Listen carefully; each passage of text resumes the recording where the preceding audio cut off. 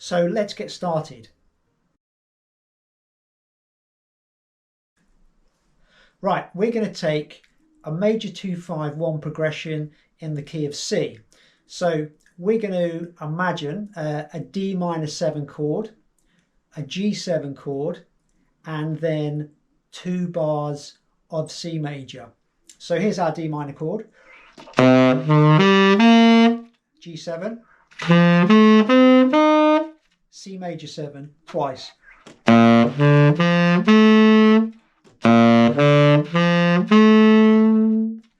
So if you wanted to impose Coltrane changes over this progression, here's what you would do. So the first 2 beats of the D minor chord would stay true to the D minor 7 chord. This is where it gets interesting. On beats 3 and 4 of that first bar, you would now imply an E flat 7 chord. Moving into the G7 chord, for the first 2 beats of the G7 chord, you would imply an A flat major 7 chord. Beats 3 and 4, you would then play a B7. Then moving into the first bar of the C major chord, you would play an E7 for the first 2 beats. And then beats 3 and 4, you would play a G7. And in this, the final bar, we resolve to the C major 7. So to recap, D minor 7, E flat 7 for the first bar. For the second bar, A flat major 7, B7. For the third bar, E7, G7. For the fourth and final bar, the resolution to C major 7. So if I play the chord tones, this is what it's going to sound like.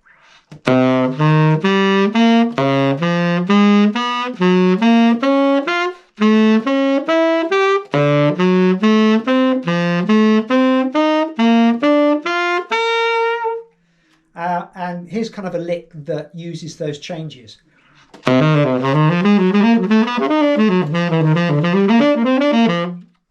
So it sounds really nice. There's so much colour in that phrase and such a sense of harmony and movement that when you apply it over a 2-5-1 progression, it really grabs the listener's ear and takes it to a different place. So how can you get these under your fingers and how can you start to use these? Well, you really need a good command of your scales.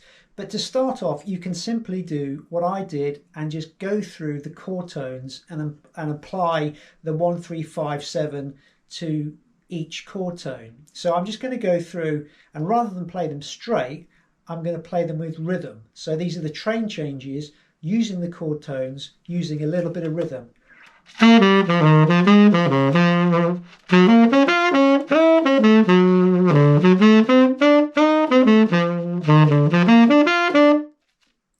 So chord tones are a really good entry point into getting into these Trane changes.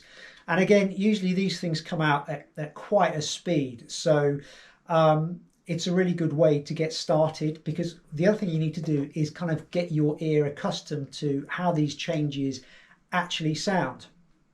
Another good way to navigate these Trane changes is by using the major and minor pentatonics. So I'm going to play each of the chords using the pentatonic scale.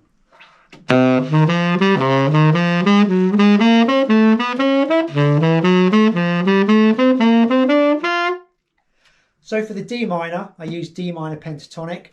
For the E flat 7, I use the first few notes of the E flat 7, no, actually the E flat major pentatonic.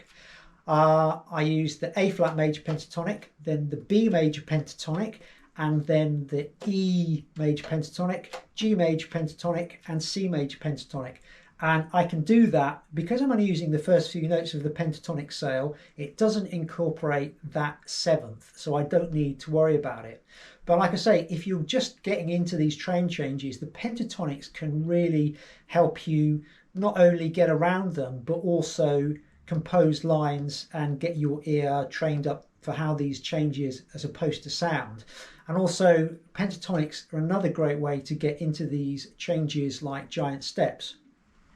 So you'll see that Coltrane took many famous tunes and applied his changes, his Trane Changes over the top of those. So some of the more famous ones are Tune Up, which is Coltrane's Countdown, Confirmation, which is Coltrane's 26-2, How High the Moon, which is Coltrane's Satellite. So he applied his changes to all of these tunes to completely rewrite the harmony and get a different sense of movement.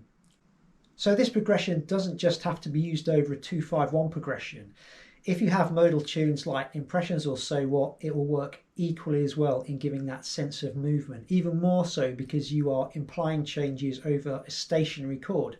So if I think about a song such as Impressions or So What, it starts off with about 16 bars of just the E minor chord. So if I was to apply the Trane changes, it would be E minor 7, F7, B flat major 7, D flat 7, G flat major 7, A7, and then if you want you can resolve to the D major 7 or you can keep the tension going.